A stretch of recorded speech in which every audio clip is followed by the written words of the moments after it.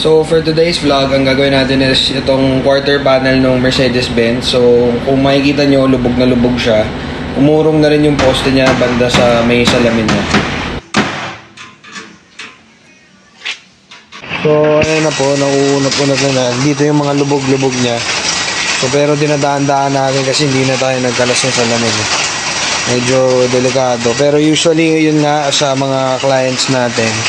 Pagka mga ganyan tama, usually yung ginagawa natin, pinapakalas natin yung salamin para talagang maayos yung gawa.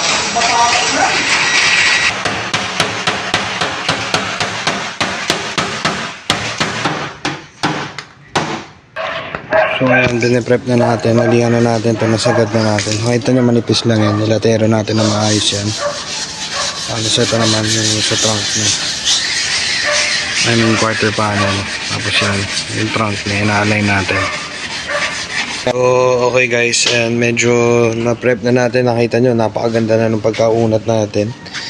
Tapos ayan, nailayo na natin yung pinaka-alignment na itong ano niya. So, ito naman yung trunk niya. Pipinturahan na natin pati yung bumper niya. Okay. So, ayan na po yung pintuan natin. Binubugahan na natin. Saka yung quarter panel, kung makikita nyo, ayos na siya.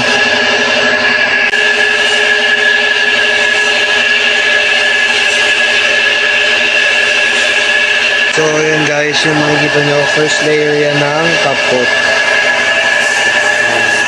So, kailangan muna natin siya i-cure mamaya bago natin siya patungan ulit. So, okay na tong ano natin, quarter panel. Tapos yan, maganda na yung alignment ng trunk natin. Tapos ito yung pintuan natin. So, mga bukas, pwede na natin i-release po ito.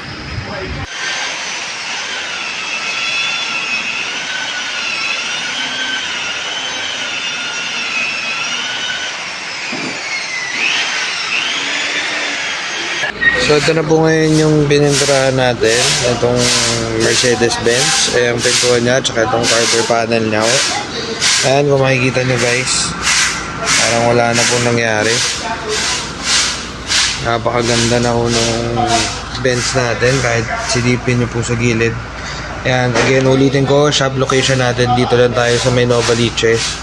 Malapit tayo sa SM Novaliches.